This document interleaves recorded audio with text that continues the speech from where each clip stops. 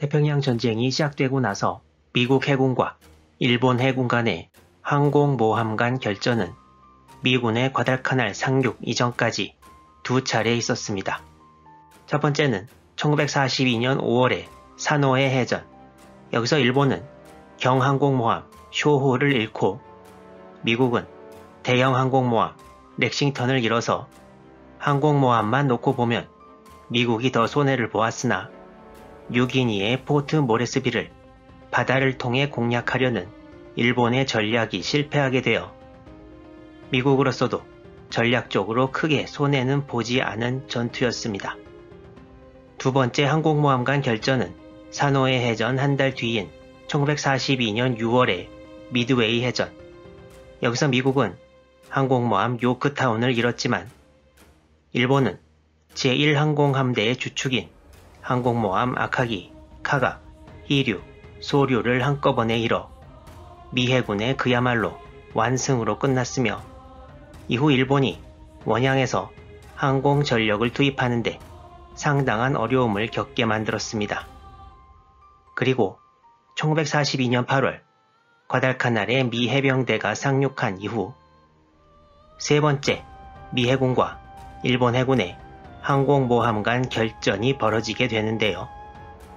바로 과달카날 인근 솔로몬 제도 동쪽에서 전투가 진행되어서 이 전투는 동부 솔로몬 해전, 배틀 오브 이스턴 솔로몬즈라고 불리고 일본에서는 이 해전을 제1차 솔로몬 해전이었던 사보섬 해전에 이어 제2차 솔로몬 해전이라고 칭하게 됩니다.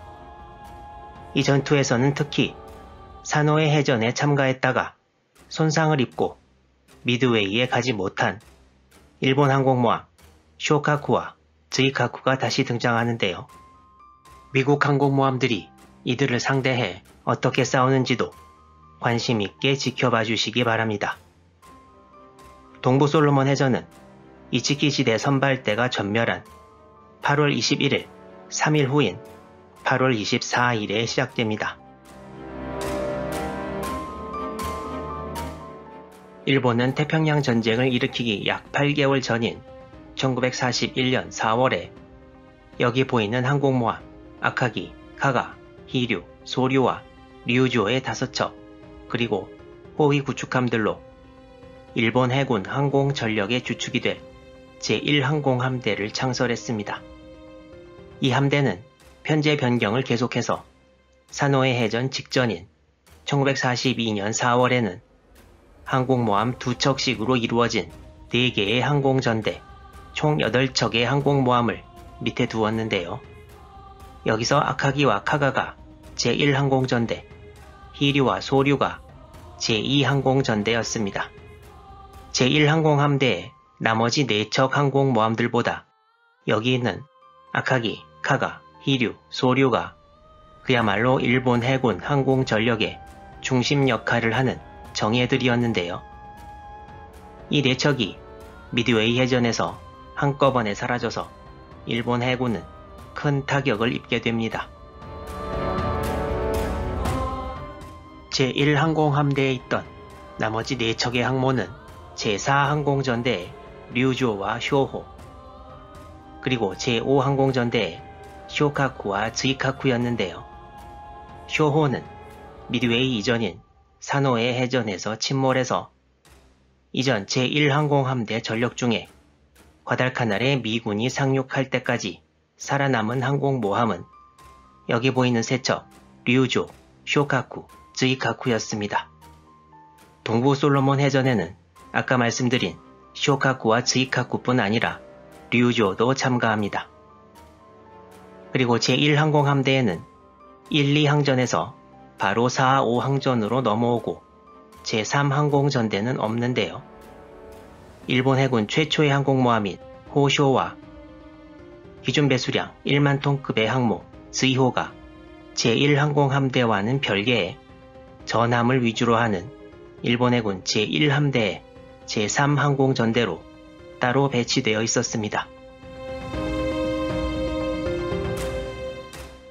일본 해군 제3함대는 완전히 새로 만들어진 함대가 아니라 이전부터 있던 함대인데 제1항공함대 참모였던 겐다미노루 당시 중좌가 미드웨이 패전 직후인 1942년 6월 12일 제출한 항모부대 재건안에 기초해서 재편됩니다.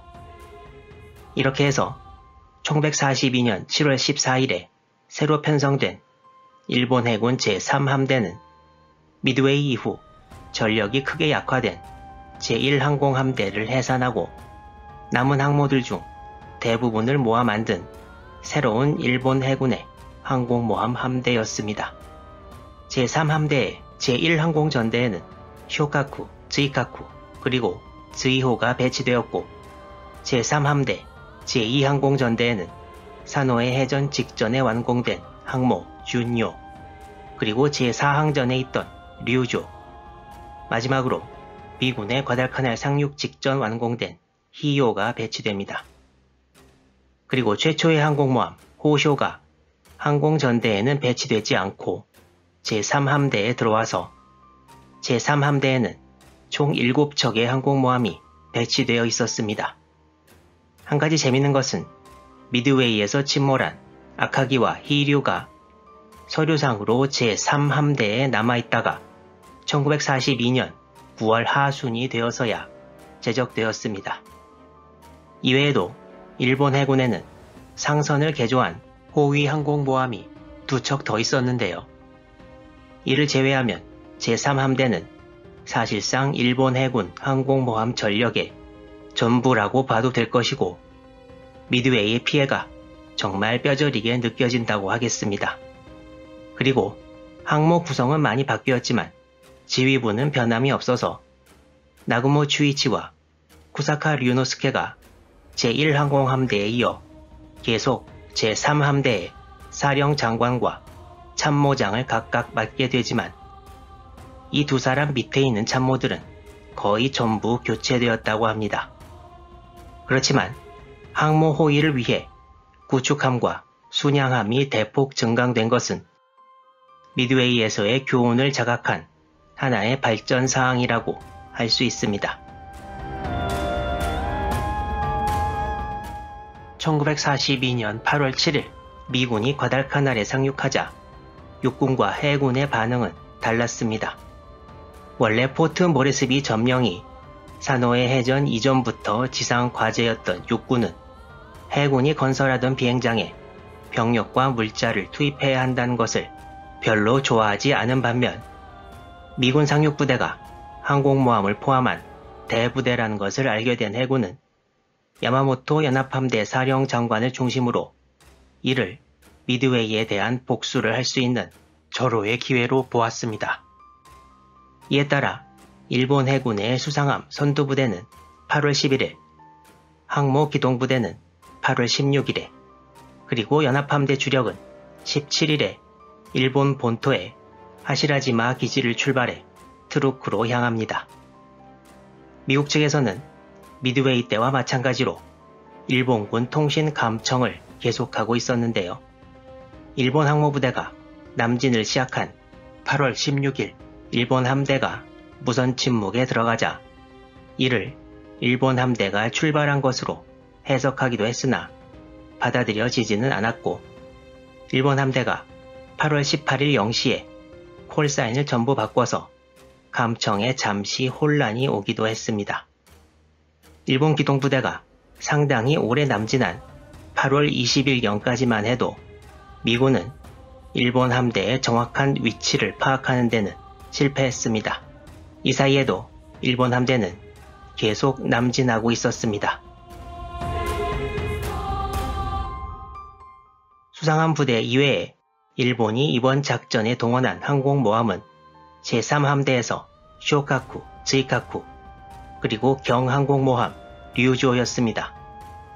그리고 이 항공모함들의 호위 부대로 중순양함 토네와 8척의 구축함이 따라왔습니다. 미드웨이 이전과 달리 대형 항공모함 2척에 경항모 1척이 따라붙었는데요. 경항모의 항공기들은 주로 항모 부대가 있는 상공을 지키는 역할을 해서 대형 항모 2척의 항공기들이 적을 집중적으로 공격하도록 했습니다. 또한 대형 항모에도 비교적 피해가 컸던 뇌격기의 숫자를 줄이고 전투기와 급강화 폭격기의 숫자를 늘리는 조치도 미드웨이 이후 행해졌습니다. 1942년 8월 20일 일본이 장악하고 있는 북앤빌섬 남단에서 이륙한 정찰기가 과달카날 남동쪽 약 400km 지점에서 무언가를 목격합니다. 라바울 북쪽 해상에서는 계속 일본 함대가 남진하고 있고 과달카날을 지원하던 미국 항모부대도 이제 등장하게 되는데요. 이제 양측이 서로 접촉하고 과달카날을 둘러싼 두 번째 해전이 시작됩니다. 다음에는 미국 항모 전력에 대한 분석과 함께 앞으로의 진행 상황도 계속 이어집니다.